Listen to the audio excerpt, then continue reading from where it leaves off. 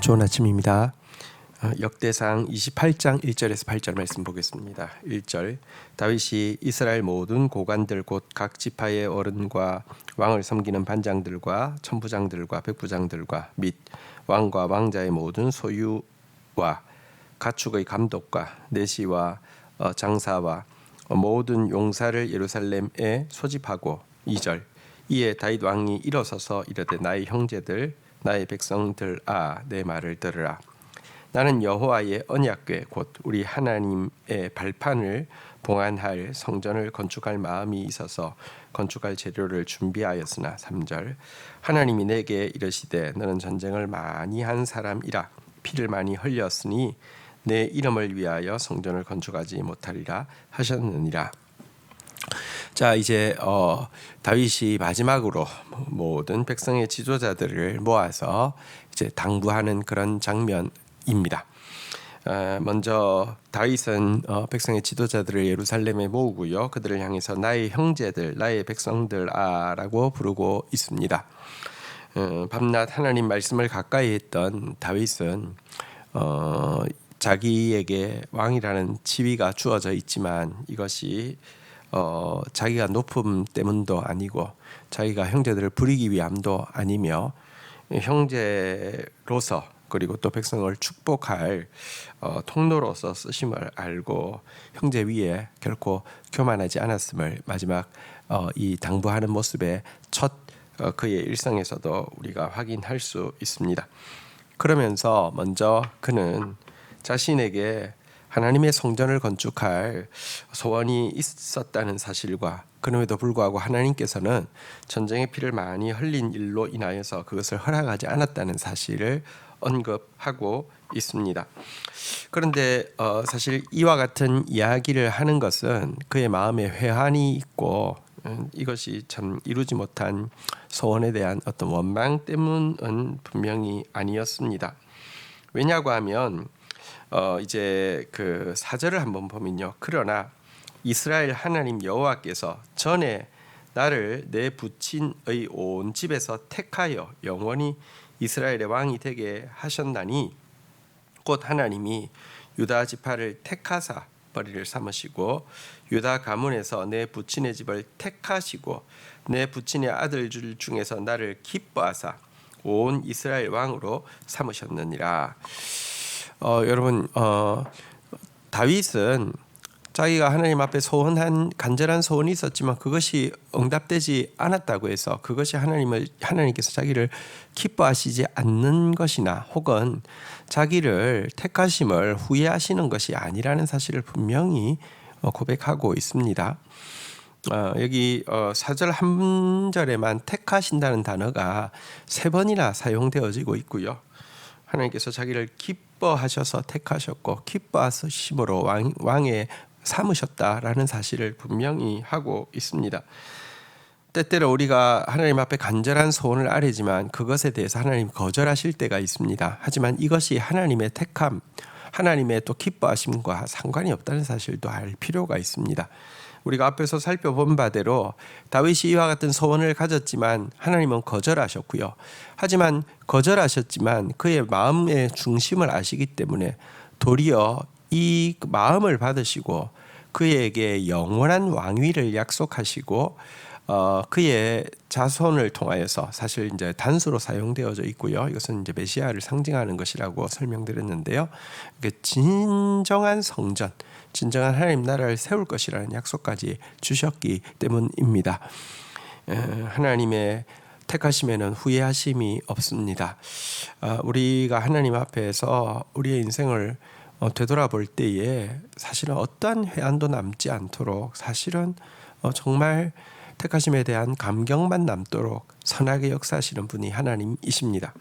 자, 그런데 그가 지금 이와 같은 이제 성전 건축을 자기가 이루지 못한 일에 대해서 이야기하는 이유는 사실은 이제 성전 건축이라는 사명이 후대로 넘겨졌기 때문에 또 이 일은 백성들이 함께 해야 하기 때문에 지금 이와 같은 이야기를 하는 것입니다. 한편 다윗이 자기가 하나님을 위해서 성전을 건축하려고 한 것에 대해서 하나님의 발판을 봉안할 곳이라고 표현하고 있는 것도 한번 생각해 볼 필요가 있습니다. 여러분, 그가 성전을 아주 허접하게 조그맣게 지을 생각이었을까요? 그렇지 않죠. 정말 그의 최선을 다해서 지을 생각이었겠죠. 하지만 그가 아무리 정성스럽게 성전을 건축한다 하더라도 그것은 하나님의 영광스러운 보좌에 비교한다고 하면 정말 하나님의 어떤 그 성전의, 그러니까 그 궁전의 가구 중에서 하나님의 그 제일 낮은 곳에 있는 발판 정도에 지나지 않는다고 고백하고 있는 것입니다. 사실 하나님께서 우리 안에 들어오셔서 우리를 당신의 궁전으로 삼아 주신다는 것은 우리가 하나님을 모셔 드리는 것이 아니라 하나님이 비천한 우리 삶 속에 들어와 주시는 은혜입니다. 이 사실을 다윗은 잊지 않고 있었습니다. 하나님을 모실 수 있는 것 자체가 모셔 드려주는 우리의 공로가 아니라 우리같이 마국간보다도 못한, 말구유보다도 못한 우리 안에 기꺼이 들어와 주시는 주님의 가장 특별한 은혜이죠. 자, 이제 5절부터 한번 보겠습니다. 여호와께서 내게 여러 아들을 주시고 그 모든 아들 중에서 내 아들 솔로몬을 택하사 여호와의 나라 왕 위에 앉혀 이스라엘을 다스리게 하려 하실세. 6절 내게 이르시되 내 아들 솔로몬 그가 내 성전을 건축하고 내 여러 뜰을 만들리니 이는 내가 그를 택하여 내 아들로 삼고 나는 그의 아버지가 될 것임이라. 자, 다윗은 모든 이제 백성과 지도자들에게 이제 그가 이루지 못한 그 사명, 곧 성전 건축의 사명을 여호와께서 택하사 왕위에 올리시고 여호와께서 택하사 당신의 아들로 삼으신 이 솔로몬을 통하여서 이루실 것이라고 이야기한 사실에 대해서 백성들에게 선언하고 있습니다. 여기 택함이라는 단어가 2번 반복되어지고 있는데요. 사실 솔로몬은 왕위 계성 순위에 있어서 사실 그 다른 형제들에 비해서 한참 밀렸습니다. 또 어쩌면 개인의 그 선호도에 있어서도 많이 밀렸을 수 있습니다. 예를 들어 아도니아 같은 아들은 한 번도 아버지가 섭섭하게 말한 적이 없을 정도였고 모든 사람들에게 그 화려한 외모로 눈길을 끌었던 아들이라고 돼 있는데요. 여기에 비하면 다윗은 어리기도 하지만 그의 생모 역시 떳떳하지 못한 사람이었기 때문에 왕위 계승 순위에서 밀릴 수밖에 없었는데요. 2번이나 택함이라는 단어를 쓰므로 말미암아 솔로몬을 세우는 것이 하나님의 절대 주권임을 분명히 밝히고 있습니다. 그리고 솔로몬이라는 이름 자체가 사실은 이제 평화의 사람이죠. 전쟁으로 인하여서 성전을 세우지 못한다고 했는데 이 평화의 사람 솔로몬을 통하여서 하나님은 성전을 세우려고 하셨고요. 회개의 열매인 솔로몬을 통하여서 하나님은 당신의 일을 이루시기로 결정하신 것입니다. 7절입니다. 그가 만일 나의 계명과 법도를 힘써 준행하기를 오늘과 같이 하면 내가 그의 나라를 영원히 경고하게 하리라 하셨느니라. 8절 이제 너희는 온 이스라엘 곧 여호와의 회중이 보는 데에서와 우리 하나님이 들으시는 데에서 너희 하나님 여호와의 모든 계명을 구하여 지키기로 하라.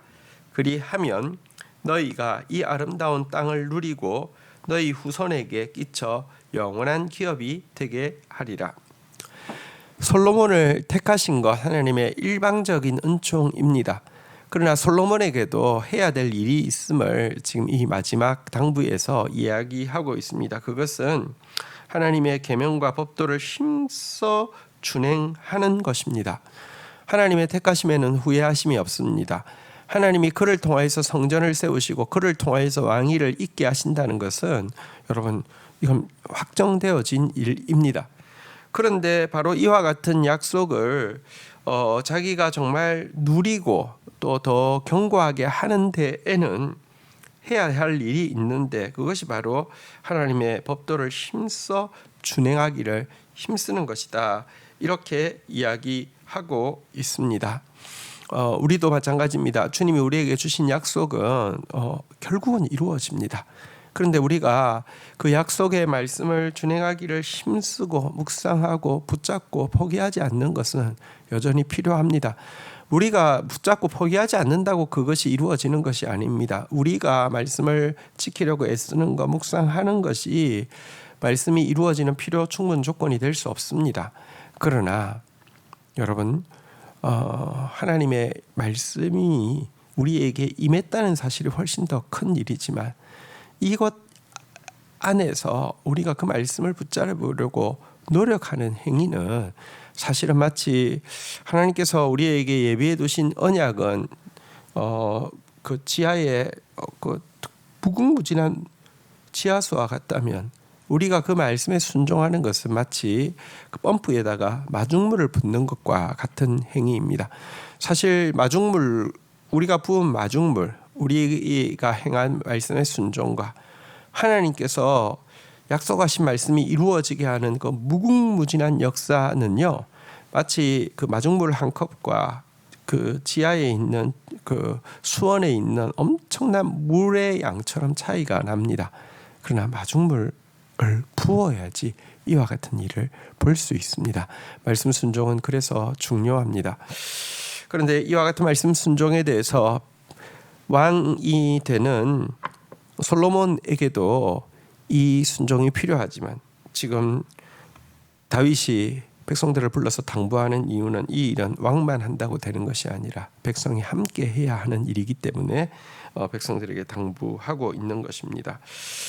너희는 여호와의 온 회중이 보는 데서와 또 들으시는 데서 하나님의 모든 계명을 구하고 또 그것을 지키기로 선언하라, 이렇게 이야기하시면서 이 모든 언약의 약속이 이루어질 것이다 라고 이야기하고 있습니다. 오늘 우리가 할 일은 주님의 우리를 향한 언약의 말씀을 신뢰함으로 말미암아 오늘도 우리가 마중물 붓는 마음으로 그 말씀 붙잡고 놓지 않고 그 말씀을 구하고 지키기로 결단하며 나아가는 것입니다. 주신 말씀 붙잡고 기도하며 나가도록 하겠습니다. 하나님 아버지, 감사합니다. 하나님, 우리를 향한 당신의 택하심, 우리를 기뻐하시는 당신의 선택, 이것이 영원히 변함없다는 것이 얼마나 큰 반석이고 얼마나 큰 행복인지요. 주님, 우리를 사랑하시고 우리를 택하심을 후회하시지 않으시는 주님의 그 크신 사랑에 대해서 감사를 드립니다. 때때로 주님의 응답이 노라는 응답이 올 때에도 그것이 우리를 택하심을 후회하심도 우리를 기뻐하시지 않으심도 아니라는 사실을 분명히 알고 그때 도리어 더 우리가 생각하지 못한 더 큰 은혜와 깨달음을 주시는 하나님을 신뢰하고 나아가는 자들 되어질 수 있도록 은혜를 베풀어 주시옵소서. 우리를 향한 부르심이 절대 되돌릴 수 없는 것이며 후회하지 않는 것이지만 우리에게도 해야 할 일이 있음을 분명히 보여주셨습니다. 주의 모든 계명과 법도를 힘써 준행하기를 결단하게 하옵소서. 주의 모든 계명을 구하여 지키기로 결정하게 하여 주시옵소서.